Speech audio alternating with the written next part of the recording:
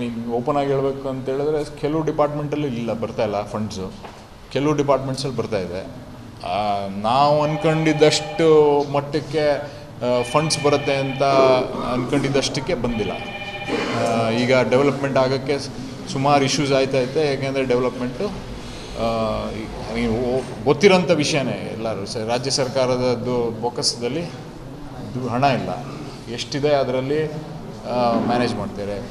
ಇನ್ನೂ ಹಿಂದಿನ ಪೇಮೆಂಟ್ ಮಾಡೋದೇ ಸುಮಾರು ದುಡ್ಡಿದೆ, ಸುಮಾರು ಸಾವಿರಾರು ಕೋಟಿ ಪೇಮೆಂಟ್ ಮಾಡಬೇಕು. ಇವೆಲ್ಲ ಇರೋದ್ರಿಂದ ನಮಗೆ ನಾವು ಜನರ ಹತ್ರ ಹೋದಾಗ್ಲೂ ಕೇಳಿದಾಗ ಏನಪ್ಪ ರಸ್ತೆ ಮಾಡಿಸ್ತೀವಿ ಅಂದ್ವಿ, ಮೋರಿ ಮಾಡಿಸ್ತೀವಿ ಅಂದ್ರಿ, ಎಲ್ಲೂ ಇನ್ನೂ ಆಗೇ ಇಲ್ಲ, ಆಗಲೇ 1 ವರ್ಷ ಆಯ್ತೈತೆ ಗೆದ್ದು ಏನು ಮಾಡಿಲ್ಲ ಅಂತ. ಸೊ ದುಡ್ಡು ಇನ್ ರಿಯಾಲಿಟಿ ದುಡ್ಡು ಬರ್ತಾಯಿಲ್ಲ ಅಷ್ಟು ನಾವು ಕೆಲಸ ಮಾಡೋಷ್ಟು. ಅದೇ ನಿಮಗೆ ಗೊತ್ತಿರೋಂಥದ್ದು ಈಗೆಲ್ಲ ಈಗ ಬೊಕ್ಕಸದಲ್ಲಿ ಎಲ್ಲಿ ದುಡ್ಡು ಎಲ್ಲಿಗೆ ಅಲೋಕೇಟ್ ಆಗಿದೆ, ದುಡ್ಡು ಅಲೋಕೇಟ್ ಆಗಿರೋದ್ರಿಂದ ಮಾಡಬೇಕಲ್ಲ. ಯೂನಿವರ್ಸಲ್ ಬೇಸಿಕ್ ಇನ್ಕಮ್ ಅಂತ ಏನು ಕಾನ್ಸೆಪ್ಟ್ ಐತೆ ಅದ್ರ ಮೇಲೆ ಇದನ್ನು ಮಾಡಿದ್ದಾರೆ. ಅದು ಟ್ರಿಕಲ್ ಡೌನ್ ಆಗಿ ಎಕಾನಮಿಯಲ್ಲಿ ನಿಮಗೆ ಕಾಣಿಸ್ಬೇಕಾದ್ರೆ ಸುಮಾರು ದಿನ ಹಿಡಿತದೆ. ಇವಾಗ ಒಂದು ವರ್ಷ ಅಂದ್ಕೊಳ್ಳಿ, ಯಾಕೆಂದರೆ ಎಲ್ಲ ಕಾರ್ಯರೂಪಕ್ಕೆ ತಂದು ಅದನ್ನು ಇಳಿದು ಅದನ್ನು ಅರ್ಥ ಮಾಡ್ಕೊಂಡು ಈಗ ಡೆವಲಪ್ಮೆಂಟ್ ಅಂದರೆ ಏನು ಅನ್ನೋದನ್ನು ನಾವು ಕ್ವೆಶ್ಚನ್ ಮಾಡಬೇಕಾಗಿದೆ. ಊಟ ತಿನ್ನೋ ಡೆವಲಪ್ಮೆಂಟಾ, 3 ಹೊತ್ತು ಎಲ್ಲರಿಗೂ ಅದಕ್ಕೆ ಫೋಕಸ್ ಮಾಡಬೇಕಾ ಅಥವಾ ರಸ್ತೆ ಇದನ್ನು ಮಾಡಬೇಕಾ ಅನ್ನೋದನ್ನ ಬಗ್ಗೆ ಬಿಡಿ ಆಗ್ತಾಯಿದೆ. ಇದೆಲ್ಲ ರೆಗ್ಯುಲರಾಗಿ ಚರ್ಚೆ ಆಗ್ತಾಯಿದೆ. ನಮಗೆ ಡೆವಲಪ್ಮೆಂಟ್ ಈಗ ಜನರು ನಾವೇನೇ ಮಾಡಿದರೂ ಫೋಕಸ್ ಮಾಡೋದು ಇನ್ಫ್ರಾಸ್ಟ್ರಕ್ಚರ್ ಡೆವಲಪ್ಮೆಂಟಿಗೆ. ಎಲ್ಲರೂ ದುಡ್ಡುಗಳನ್ನು ಕೇಳ್ತಾರೆ, ನಾವು ಕೊಡಲೇಬೇಕಾಯ್ತದೆ. ಏಕೆಂದರೆ ಆ ಸ್ಥಿತಿ ಅದು. ಈಗ ಮಳೆ ಬಂದಾಗ ಎಷ್ಟು ರಸ್ತೆಗಳ ಸಮಸ್ಯೆ ಇದೆ, ಚರಂಡಿಗಳದ್ದು ಇರೋ ಸಮಸ್ಯೆಗಳಿಂಥದ್ದು, ಅದಲ್ಲದೆ ಬೇರೆ ಎಲೆಕ್ಟ್ರಿಸಿಟಿಯಿಂದ ಹಿಡಿದು ಎಲ್ಲ ಬೇಸಿಕ್ ನೆಸೆಸಿಟೀಸ್ ಏನೈತೆ ಎಲ್ಲದೂ ಇಶ್ಯೂಸ್ ಇದೆ.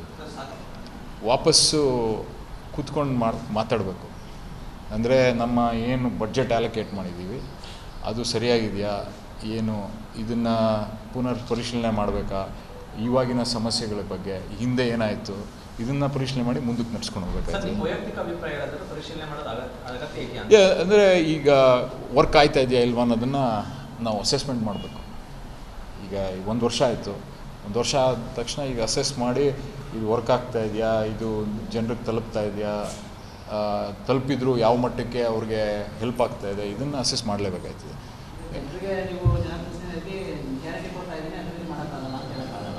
ಹೇಳೋಕ್ಕಾಗೋದೇ ಇಲ್ಲ ಅದನ್ನು.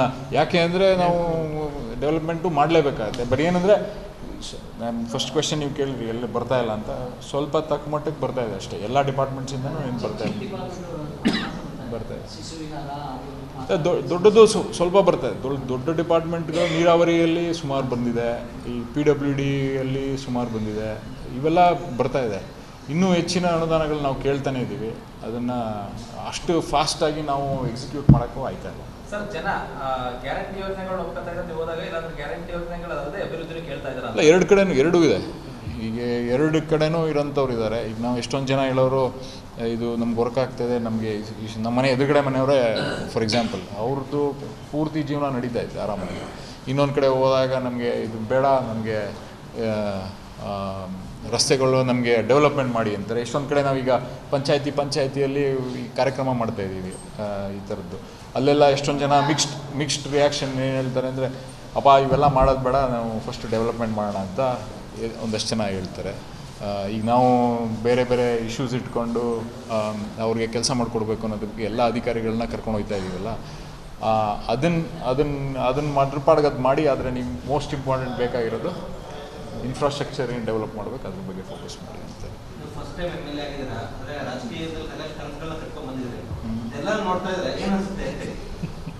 ಅಂದರೆ ನಾವು ಪಾಲಿಟಿಕ್ಸ್ ಬಗ್ಗೆ ಈಗ ನಾನು ಹೊರಗಡೆ ಇದ್ದಾಗಲೂ ಎಲ್ಲರಿಗೂ ಬೈತಾಯಿದ್ವಿ. ಬಟ್ ನನಗೆ ಓಪನ್ ಆಗಿ ಮಾತಾಡಬೇಕು ಅಂದರೆ ಇದು ಪೂರ್ತಿ ಸಿಸ್ಟಮಲ್ಲಿ ಈಗ ನಡ್ಕೊಂಬಂದಿರೋಂಥದ್ದು. ನಾವು ಸಿಸ್ಟಮನ್ನೇ ಬಯೋಕ್ಕಾಗಲ್ಲ. ಏನಂದರೆ ನಾವು ಸಿಸ್ಟಮ್ಯಾಟಿಕ್ಕಾಗಿ ಎಲ್ಲೆಲ್ಲಿ ಬದಲಾವಣೆ ತರ್ಬೋದು ಅದ್ರ ಮೇಲೆ ಫೋಕಸ್ ಮಾಡಬೇಕಾಗ್ತದೆ. ಆಮೇಲೆ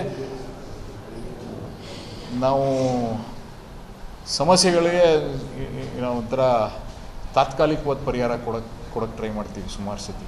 ನನ್ನ ವೈಯಕ್ತಿಕವಾಗಿ ನೋಡಿರೋಂಥದ್ದು ನಿಂಗೆ ಪರ್ಮನೆಂಟ್ ಸೊಲ್ಯೂಷನ್ ರೂಟ್ ಕಾಸ್ ಏನು ಅದನ್ನು ಕಂಡುಹಿಡ್ದು ಪರ್ಮನೆಂಟ್ ಸೊಲ್ಯೂಷನ್ ಯಾವ ಥರ ಅಪ್ಲೈ ಮಾಡಬೇಕು ಅನ್ನೋದ್ರದ್ದು ನಾವು ಮಾಡಿದ್ರೆ ಒಳ್ಳೆಯದು ಅಂತ ನನ್ನ ಅಭಿಪ್ರಾಯ. ಬಟ್ ಏನಂದರೆ ಕೊನೆಗೆ ಏನಾದರೂ ಒಂದು ಕೆಲಸ ಆದರೂ ಸರಿಗೆ ಮಾಡಬೇಕು, ಸರಿಗೆ ಮಾಡಿದಾಗ ಸ್ಯಾಟಿಸ್ಫ್ಯಾಕ್ಷನ್ ಸಿಗುತ್ತೆ. ಅಲ್ಲ, ಅವ್ರನ್ನ ಈಗಾಗಲೇ ಯಾರಾದರೂ ಪ್ರೊಫೆಸರ್ಗಳಿಗೆ ಹೇಳಿ ಯಾವುದು ಡೆಫಿನೆಟ್ಲಿ ಅದನ್ನು ಈಗ ಲಾಸ್ಟ್ ಸೆಷನಲ್ಲೂ ಅದನ್ನು ಹೇಳಬೇಕು ಅಂತಲೇ ಇದ್ದೆ. ಏನೇನಾಗ್ತಾಯಿದೆ ಅದರದ್ದು ಅಂಕಿಅಂಶಗಳು ತಗೊಳ್ಬೇಕಲ್ಲ ನಮಗೆ, ಎಷ್ಟು ಮಟ್ಟಿಗೆ ಯಾರ್ಯಾರಿಗೆ ತಲುಪಿದೆ, ಎಷ್ಟೆಷ್ಟು ಡೇಟಾನ ತಗೋಬೇಕು. ಈಗ ನಾವು ಎಷ್ಟು ನೀವು ಹೊಸ ಅಂಗಡಿಗಳನ್ನ ಓಪನ್ ಮಾಡಿದ್ರು, ಎಷ್ಟು ಜನ ಕೆಲಸನ ಮಾಡ್ತಿದ್ದಾರೆ, ಕೆಲಸ ಮಾಡ್ತಿಲ್ಲ, ಇದನ್ನೆಲ್ಲ ಎಷ್ಟು ಜನ ಅವ್ರ ಎಕನಾಮಿಕ್ ಕಂಡೀಷನ್ ಚೆನ್ನಾಗಾಗಿದೆ ನಮ್ಮ ಊರುಗಳಲ್ಲಿ, ಅದನ್ನೆಲ್ಲ ಅರ್ಥ ಮಾಡ್ಕೋಬೇಕಾಯ್ತು ನಾವು. ಅದಕ್ಕೆ ಒಂದು ಅದನ್ನು ಮಾಡಿದ್ರೆ ನಮಗೆ ಗೊತ್ತಾಯ್ತದೆ ಇದನ್ನು ಯಾವುದನ್ನು ಟ್ವೀಕ್ ಮಾಡಬೇಕು ಅಂತ. ಮೆಷರ್ ಮಾಡದೇ ಇದ್ದರೆ ನಮಗೆ ಗೊತ್ತಾಗಿಲ್ಲ. ಕಂಟಿನ್ಯೂಸ್ ಆಗಿ ನಾವು ಅದನ್ನು ಅಸೆಸ್ ಮಾಡ್ತಾ ಹೋದರೆ ನಾವು ಸರಿಯಾಗಿ ದಾರಿಯಲ್ಲಿ ನಾವು ಹೋಗ್ಬೋದು ಅಂತ ನನ್ನ ಪರ್ಸ್ನಲ್ ಒಪಿನಿಯನ್. ಈಗ ಯಾವ್ದು ವರ್ಕ್ ಆಯ್ತೈತೆ, ಯಾವ್ದು ವರ್ಕ್ ಆಯ್ತಾ ಇಲ್ಲ, ಜನರು ಸರ್ವೆ ಮಾಡ್ತಾ ಇದ್ದೀವ, ಕಾನ್ಸ್ಟೆಂಟಾಗಿ ಅದನ್ನು ಸರ್ವೆ ಮಾಡ್ಕೊಂಡು ಮತ್ತು ಎಕನಾಮಿಕ್ ಕಂಡೀಷನ್ ಏನೈತೆ, ಸರಿ ಆಯ್ತಾ ಇಲ್ವಾ, ಅದು ಸರಿ ನಾವು ಮಾಡ್ತಿರೋದು ಅಲ್ಲಿಗೆ ತಲುಪ್ತಾ ಇದೆಯಾ, ತಲುಪಿದ್ರೆ ಯಾವ ಥರ ಹೆಲ್ಪ್ ಆಯ್ತಾ ಇದ್ದರೆ ಹೆಂಗೆ ಎಕನಾಮಿಕಲಿ ಮೇಲಕ್ಕೆ ಬರ್ತಾವ್ರೆ ಜನರು, ಇದನ್ನು ನಾವು ಅರ್ಥ ಮಾಡ್ಕೊಂಡ್ರೆ ಒಳ್ಳೆಯದು ಅಂತ ನನ್ನ ಅನಿಸಿಕೆ.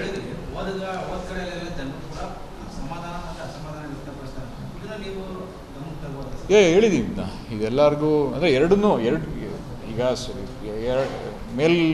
ಎಲ್ಲರಿಗೂ ತಗೋಬೋದಕ್ಕೆ ಗಮನಕ್ಕೆ ತರಕ್ಕೆ ಹೇಳಿದ್ದೀವಿ. ಅದಕ್ಕೆ ಈಗ ಅಸೆಸ್ ಮಾಡಿದ್ರೆ ನಾವು ಗಟ್ ಫೀಲಲ್ಲಿ ಹೇಳೋದಕ್ಕೂ, ಈಗ ಒಂದು 5 ಜನ ಹೇಳೋದಕ್ಕೂ, ಇನ್ನೊಂದು ಈ ಕಡೆ 20 ಜನ ಹೇಳೋದಕ್ಕೂ ನಾವು ಕಾನ್ಸ್ಟೆಂಟಾಗಿ ಸರ್ವೆ ಮಾಡಿ ಅಸೆಸ್ ಮಾಡ್ಕೊಂಡ್ರೆ ನಮಗೆ ಗೊತ್ತಾಗುತ್ತೆ ಯಾವುದು ವರ್ಕ್ ಆಗುತ್ತೆ, ಯಾರಿಗೂ ಆವಾಗ ನಮ್ಗೆ ಡೇಟಾ ಹೇಳ್ತದೆ ಇಷ್ಟು ಜನಕ್ಕೆ ಇದು ವರ್ಕ್ ಆಗ್ತಾಯಿದೆ, ಇಷ್ಟು ಜನಕ್ಕೆ ವರ್ಕ್ ಆಗ್ತಾಯಿಲ್ಲ, ವರ್ಕ್ ಮಾಡ್ಸೋಕ್ಕೆ ಏನು ಮಾಡಬೇಕು, ಬೇರೆ ಬದಲಾವಣೆ ಏನು ಮಾಡ್ಬೋದು ಅಂತ ನನ್ನ ಪರ್ಸ್ನಲ್ ಒಪಿನಿಯನ್ ಇದು. ತಪ್ಪು ಒಪ್ಪಿಗೆ ಯಾರು ತಪ್ಪು ಮಾಡಿದ್ರೆ ಅವ್ರಿಗೆ ಶಿಕ್ಷೆ ಆಗಬೇಕಷ್ಟೇ. ಅದರಲ್ಲಿ ಯಾವ ಎರಡು ಮಾತಿಲ್ಲ. ಅವರು ಅದರಲ್ಲಿ ಏನಾಗಿದೆ ಮುಂಚಿಂದನೂ ಹೇಳ್ತಾ ಇದ್ದಿದ್ದು ಅಷ್ಟೇ, ನಮ್ಮ ಸ್ನೇಹ ಡಿಫ್ರೆಂಟ್, ಆದರೆ ಲಾ ಮುಂದೆ ನಾವೇನು ಹೇಳೋಕ್ಕಾಗಲ್ಲ.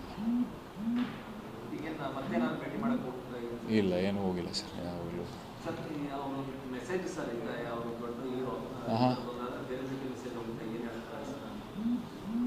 ಇಲ್ಲ, ಅದೇ ಈಗ ಎಲ್ಲ ಇನ್ನೂ ಫೈನಲ್ ಜಡ್ಜ್ಮೆಂಟು, ಅವೆಲ್ಲ ಡಿಸ್ಕಷನ್ಸು, ಅವೆಲ್ಲ ಆರ್ಗ್ಯುಮೆಂಟ್ಸು ಅವೆಲ್ಲ ಆಗಬೇಕಲ್ಲ. ಹಾಗೆ ಏನಾಗುತ್ತೆ ಅದನ್ನು ನೋಡಿಕೊಂಡು ಅದ್ರ ಮೇಲೆ ಕಾಮೆಂಟ್ ಮಾಡ್ತಾರೆ.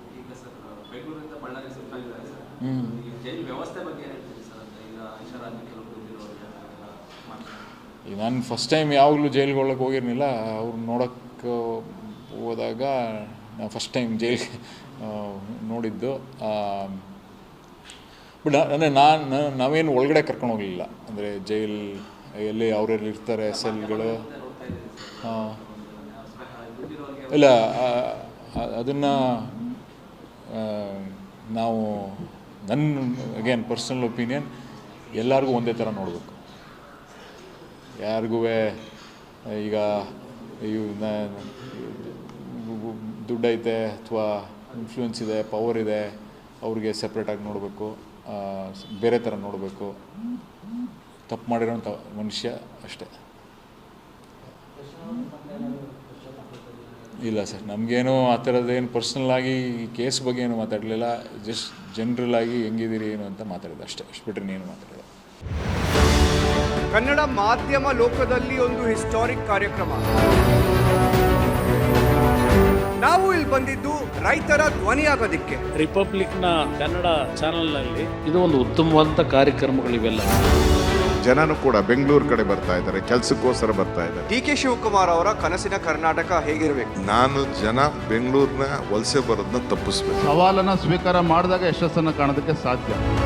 ಧರ್ಮ ಅಂತಂದ್ರೆ ಕೇವಲ ಆಧ್ಯಾತ್ಮಿಕಕ್ಕೆ ಸೀಮಿತವಾದದ್ದಲ್ಲ. ಯಾವ ಸಮಿಟು ಇಲ್ಲ, ನಾನ್ ಸ್ಟಾಪ್ ಲೈವ್ ಮಾಡಿರೋದು.